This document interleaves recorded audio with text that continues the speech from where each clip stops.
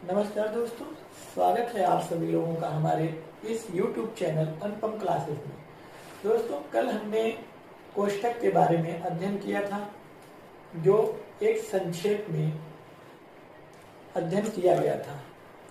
आज हम विस्तार पूर्वक कोष्ठक के बारे में अध्ययन करेंगे कि कोष्ठक कितने प्रकार के होते हैं और कोष्ठक के अंदर कैसे हम संक्रियाओं को करते हैं। आइए हम देखते हैं। मान लीजिए एक समीकरण है 35 प्लस डिवाइडेड बाई 7 प्लस 4। अब हम इसे देखते हैं कि हम इसको कैसे हल करेंगे। इसका हल करने का तरीका क्या है। सर्वप्रथम जैसे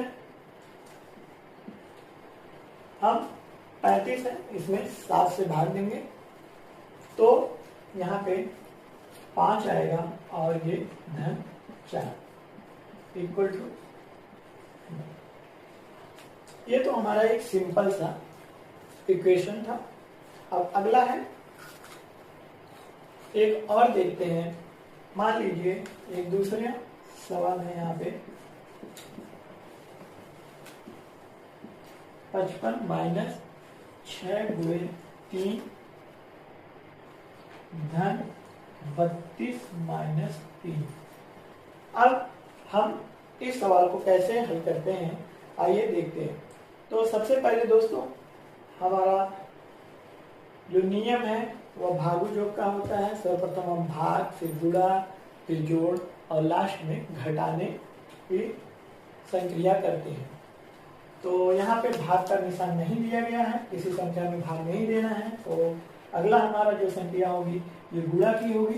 तो यहाँ पे हम देखते हैं 6 में 3 का गुणा करेंगे तो ये 18 होगा प्लस 32 माइनस 3।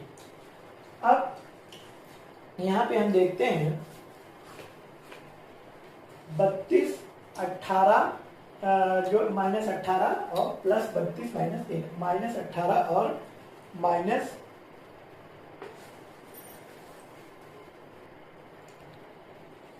दोस्तों अब आगे देखते हैं हम इसे कैसे करते हैं। 55 और ये जो प्लस 32 है इसको इधर लाते हैं और माइनस 18 और माइनस 3।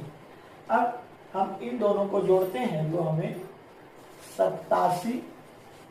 अब दोस्तों यहाँ पे काफी नीचे हो गया था, जो वीडियो दिखाई नहीं दे रहा था, इसके लिए हम अब बगल में यहाँ पे देखते हैं 55 प्लस 32 माइनस 18 माइनस 3। अब यहाँ पे 55 और 32 को जो हम आपस में जोड़ेंगे तो हमें 87 माइनस 18 और माइनस 3 जुड़ करके माइनस 21 हो जाएगा। अब 87 में से 21 को घटाएंगे तो हमें कौन सी संख्या प्राप्त होगी? 66। अब हम एक दूसरा सवाल देखते हैं।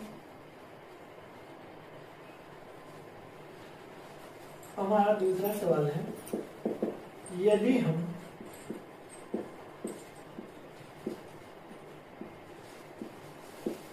कहें कि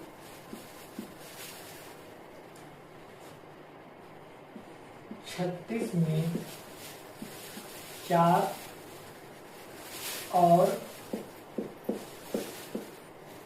3 के गुणनफल से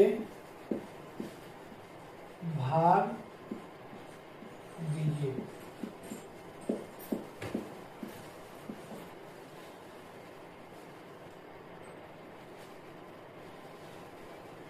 अब हम देखते हैं कि हम 36 में 4 और 3 के गुणनफल से जब भाग देते हैं तो उसे किस प्रकार से लिखते हैं। तो यहाँ पे हम देखते हैं, सर्वप्रथम हम 36 लिखेंगे, भाग का निशान लगाएंगे और कोष्ठक में 3 या 4 गुणे 3 लिखेंगे। अब आगे क्या करना है हमें, यहाँ पे 36 लिखेंगे, भाग का निशान लगाएंगे और इस कोष्ठक के अंदर दी गई दो संख्याओं को आपस में गुणा करके एक संख्या बनाएंगे। तो यहाँ पे हमें 4 तिहाई 12। अब यह 36 में हम जब 12 से भाग देंगे तो हमें कौन सी संख्या प्राप्त होगी, हमें एक 3 संख्या प्राप्त होगी। और यदि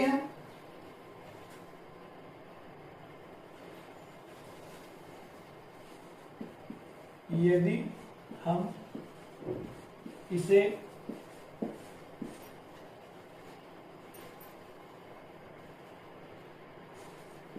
छत्तीस भागे 4 गुणे 3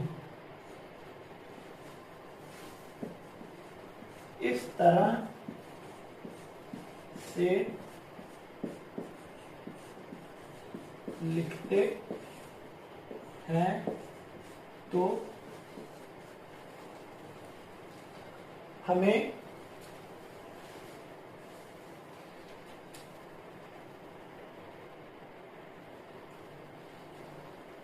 कौन सी संख्या प्राप्त होगी। तो आइए देखते हैं हम, जब हम इसे 36 भागे 4 गुणे 3 के रूप में लिखेंगे तो हमें 36 में 4 का भाग देंगे, क्योंकि यहाँ पे कोष्ठक के अंदर ये दोनों संख्याएं नहीं है, तो इसलिए हम इसमें भाग देंगे। तो यहाँ पे हमें 9 मिलेगा और यहाँ पे 3। अब हमारा जो आंसर आएगा वो आएगा 27। अब इस आंसर में और इस वाले आंसर में दोनों में डिफरेंस है। यहाँ पे हमें इसी प्रकार की संक्रिया करने पे 3 मिला है, क्योंकि यहाँ पे हमने कोष्ठक का सही उपयोग किया है, और यहाँ पे कोष्ठक का उपयोग हमने जब नहीं किया तो हमें एक अलग संख्या प्राप्त हुई, जो कि यह तरीका हमारा कैलकुलेशन का यानी परिकलन का गलत है। आइए दोस्तों, अब हम देखते हैं कि कोष्ठक कितने प्रकार के होते हैं। दोस्तों, अब हम देखते हैं कोष्ठक के प्रकार।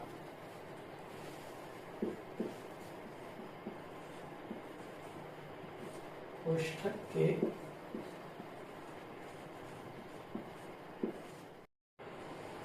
दोस्तों, अब हम यहाँ पे देखते हैं कोष्ठक के प्रकार। कोष्ठक कितने प्रकार के होते हैं। तो दोस्तों, कोष्ठक जो हमारे होते हैं वह 4 प्रकार के होते हैं। कोष्ठक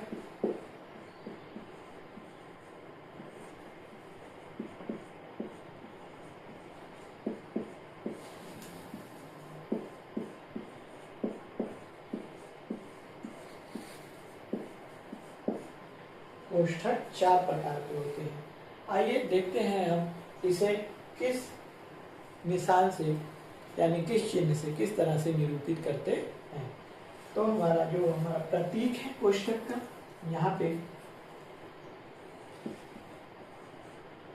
प्रतीक और यहाँ पे कोष्ठक का नाम। ये हमारा है एक रेखा, इसे हम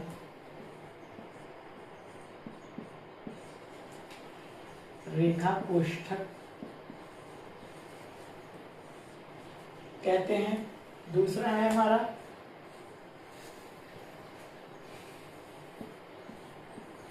छोटा कोष्ठक,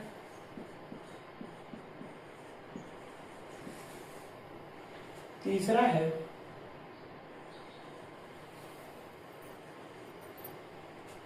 मझला कोष्ठक,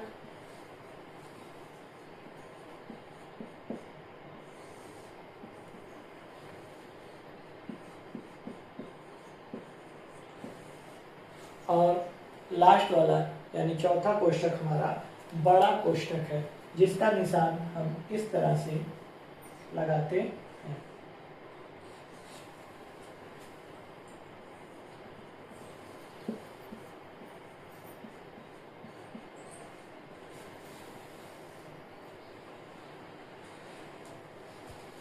दोस्तों, प्रत्येक कोष्ठक का जो हमारा बायां भाग होता है वह कोष्ठक का स्टार्टिंग होता है, और कोष्ठक का जो हमारा दायां भाग होता है वह लास्ट का, कोष्ठक का दायां भाग जो होता है वह हमारा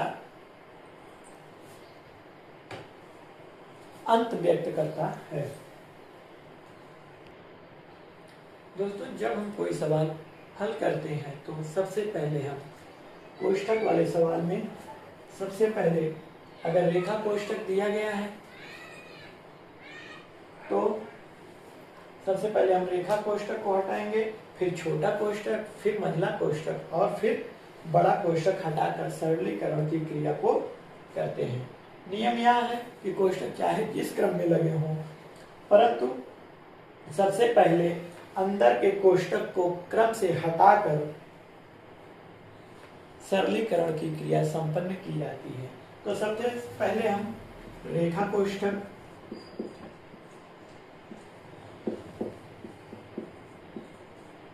को हटाते हैं, फिर छोटा कोष्ठक, फिर मंझला कोष्ठक और अंत में हम जो है बड़ा कोष्ठक हटाकर सरलीकरण की क्रिया को संपन्न करते हैं। यदि कोष्ठक के पूर्व धन चिन्ह होता है या ऋण चिन्ह होता है तो कोष्ठक हटाने पर कोष्ठक के अंदर धन और ऋण चिन्ह यथावत बने रहेंगे। अब हमारा एक तीसरा टॉपिक है, यदि कोष्ठक के पहले या बाद में कोई संख्या हो, यदि कोष्ठक के पहले या बाद में कोई संख्या हो तो कोष्ठक के हटाने पर उसके अंदर के प्लस और चिन्ह अंततः परिवर्तित हो जाते हैं।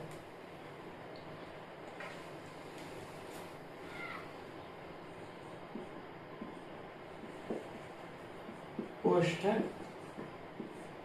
के पूर्व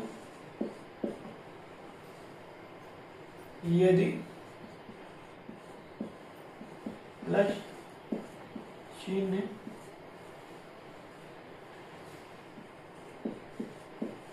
होता है तो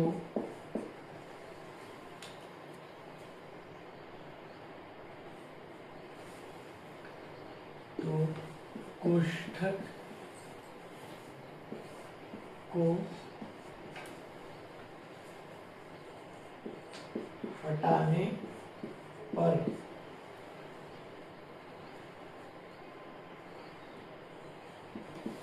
कोष्ठक के अंदर प्लस और माइनस के चिन्ह यथावत रहेंगे। ये हमारा दूसरा बिंदु है। अब एक तीसरा बिंदु है,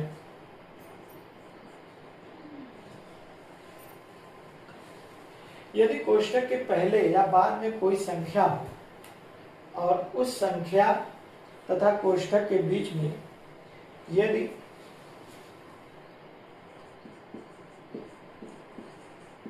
कोष्ठक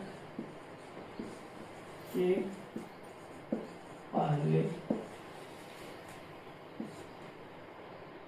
या बाद में कोई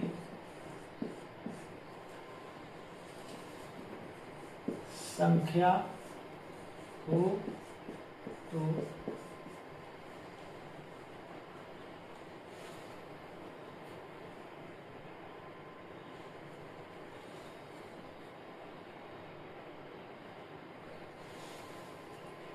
और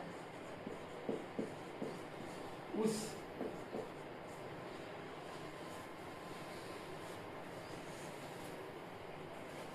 संख्या तथा कोष्ठक के बीच में कोई चिन्ह हो तो कोई चिन्ह ना हो तो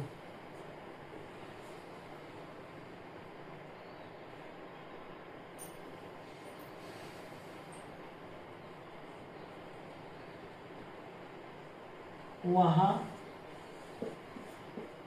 पर गुणा का चिन्ह समझना चाहिए। अब एक हमारा और बिंदु है, वह है कि यदि कोष्ठक के पूर्व ऋण चिन्ह हो तो कोष्ठक को हटाने पर उसके अंदर के प्लस और माइनस चिन्ह अंतः परिवर्तित होते हैं। आइए इस नियम के आधार पर कुछ सवाल को हम हल करते हैं। आइए हम इस कोष्ठक के आधार पर कुछ सवाल को हल करते हैं। जैसे कि मान लीजिए एक सवाल हमारा दिया गया है 18 माइनस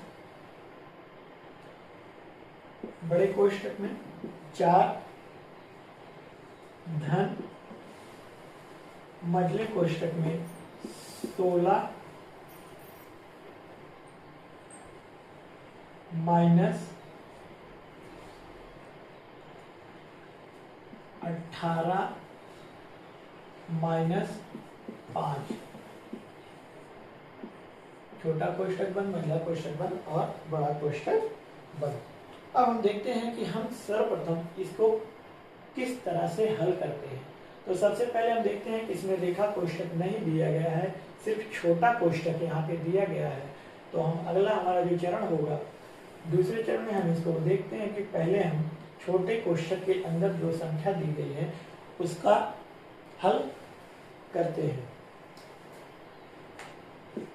18 माइनस बड़ा कोष्ठक 4 धन मझला कोष्ठक 16 माइनस 18 माइनस 5। अब यहाँ पे हम देखते हैं जब 18 माइनस 5 घटाएंगे तो हम एक संख्या 13 प्राप्त होगी और जो यहाँ पे लिखी जाएगी और ये छोटा कोष्ठक हटा देंगे। अब आगे देखते हैं 18 माइनस, अब यहाँ पे हमने छोटा कोष्ठक को तोड़ करके इस संख्या को एक संख्या के रूप में परिवर्तित किया। अब हम अगला चरण जो देखेंगे वो है हमारा मझला कोष्ठक को हम किस तरह से हटाते हैं।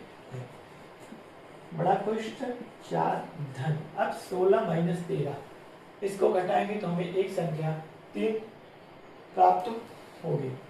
तो यहाँ पे हम देखते हैं 16 माइनस 13 करने पर हमें 3 प्राप्त होती है और हम ये मझला कोष्ठक को हटा देते हैं और यह बड़ा कोष्ठक अब लास्ट में हमारा जो है बड़ा कोष्ठक बचता है। अब इन दोनों के अंदर हम देखते हैं दो संख्याएं हैं, इन दोनों को जोड़ करके एक संख्या बनाते हैं। 4 धन 3 बराबर कितना हो गया 7 और यहाँ पे हम बड़ा कोष्ठक तोड़ देते हैं। लास्ट में हमें ये संख्या के रूप में मिल जाता है 18 माइनस 7 यानी 11। तो यह कोष्ठक के जो सवाल होते हैं उसको हल करने का यह तरीका सबसे अच्छा और उपयुक्त है।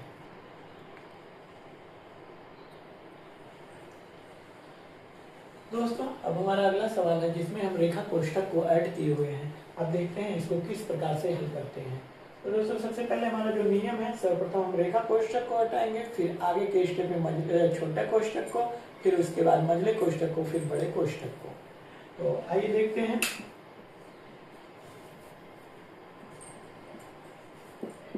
बारह माइनस मझला कोष्ठक 9 कोष्ठक 7 माइनस, अब यहाँ पे हम देखते हैं जो हमारा 6 माइनस 2 है रेखा कोष्ठक के अंदर दिया गया है। तो हम जब रेखा कोष्ठक को हटाते हैं तो यहाँ 6 माइनस 2 बराबर में 4 मिलता है और हम कोष्ठक को बंद करते हैं। यहाँ पे लिखेंगे रेखा कोष्ठक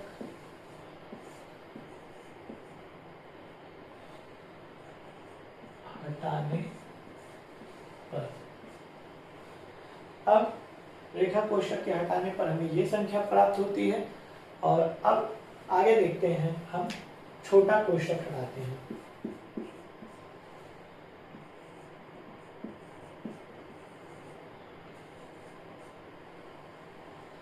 अब यहाँ पे जब हम छोटा कोष्ठक को हटाएंगे तो 7 में से जब 4 जाएगा तो हमें यहाँ पे 3 प्राप्त होगा और ये छोटा कोष्ठक हट जाएगा, मझला कोष्ठक रहेगा और बड़ा कोष्ठक। अब यहाँ पे आगे लिखेंगे हम छोटा कोष्ठक हटाने पर। अब आगे देखते हैं,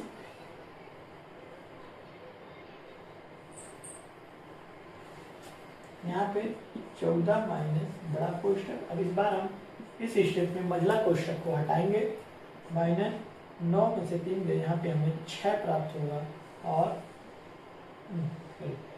यहाँ पे बड़ा वाला कोष्ठक लगेगा।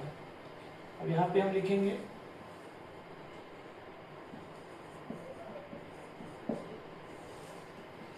मझला कोष्ठक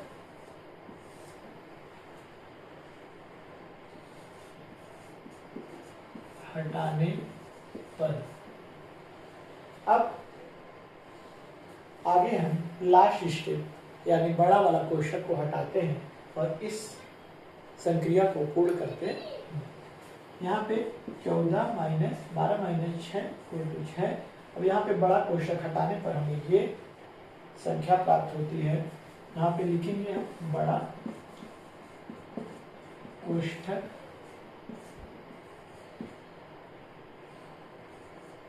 हटाने पर।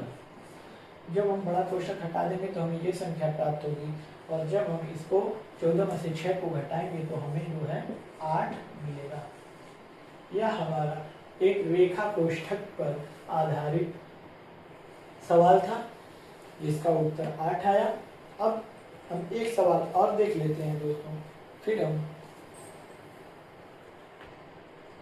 हम अगली वीडियो में परिमेय संख्या के बारे में अध्ययन करेंगे कि परिमेय संख्याएं क्या होती हैं, उन्हें किस तरह से हल किया जाता है, कैसे निरूपित किया जाता है, इसके बारे में अध्ययन करेंगे। तो आइए हमारा एक लास्ट सवाल है जो उसे देखते हैं।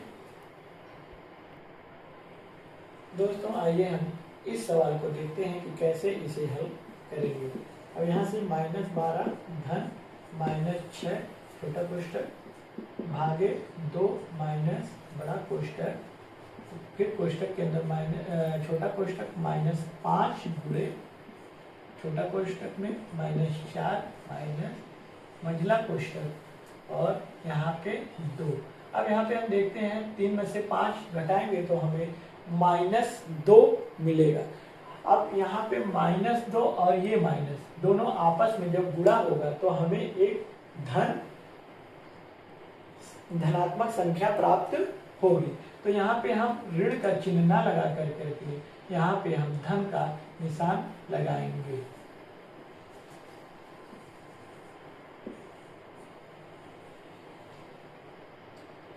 अब अगला स्टेप हमारा है -12 धन -6 भागे 2 माइनस फिर कोष्ठक में -5 गुणे -4 कोष्ठक में माइनस। अब यहाँ पे हम देखते हैं कि मंझला कोष्ठक में इन दोनों संख्याओं को हम आपस में जोड़ देंगे। तो जब हम इन दोनों संख्याओं को आपस में जोड़ेंगे तो हमें 2 2 4, जबकि बाहर मंझले कोष्ठक के बाहर ऋणात्मक का चिन्ह ऋण का चिन्ह लगा है तो यहाँ पे हमें -4 संख्या प्राप्त होगी। अब हम मंझला कोष्ठक को तोड़ने के बाद यहाँ पे बड़ा कोष्ठक का प्रयोग करेंगे। अब आगे देखते हैं -12 छोटे कोष्ठक में धन -6 भागे 2 माइनस बड़े कोष्ठक में। अब हम इन दोनों संख्याओं का आपस में जब गुणा करेंगे तो हमें 20 5 24 दोनों संख्याएं ऋणात्मक है। तो जब दो धनात्मक या दो ऋणात्मक संख्याओं का आपस में हम गुणा करते हैं तो हमें एक धनात्मक संख्या प्राप्त होती है। यानी यहाँ पे हमें 5 24 और -4। अब यहाँ पे हम बड़ा कोष्ठक बंद करते हैं और आगे देखते हैं। यहाँ पे -12 छोटे कोष्ठक में धन -6 भागे 2 माइनस। अब यहाँ पे देखते हैं हम बड़े कोष्ठक को जब आपस में इसको तोड़ते हैं तो 20 में से 4 जाएगा तो यहाँ पे हमें 16 जो संख्या प्राप्त होगी वह हमारी 16 है। अब आगे क्या करेंगे, यहाँ पे -12 कोष्ठक में दिया गया है, धन -6 और भागे 2 -16। तो हम क्या करेंगे, सर्वप्रथम -6 में भाग 2 का हम भाग देंगे। अब यहाँ पे हम जब भाग देंगे तो 2 में जब इसमें भाग देंगे तो हमें यहाँ पर -3 संख्या प्राप्त होगी। अब आगे देखते हैं, हम इन दो संख्याओं को हम आपस में जोड़ देंगे। -12 और -3 को जब हम आपस में जोड़ेंगे तो हमें -15 संख्या प्राप्त होगी और यहाँ पे -16 है तो इसको लिखेंगे। अब हमें जो एक संख्या प्राप्त होगी वह एक ऋणात्मक संख्या प्राप्त होगी। अब यहाँ पे -15 -16 इन दोनों को जब हम जोड़ेंगे तो हमें एक ऋणात्मक संख्या -31 प्राप्त होगी। ये हमारा आंसर है।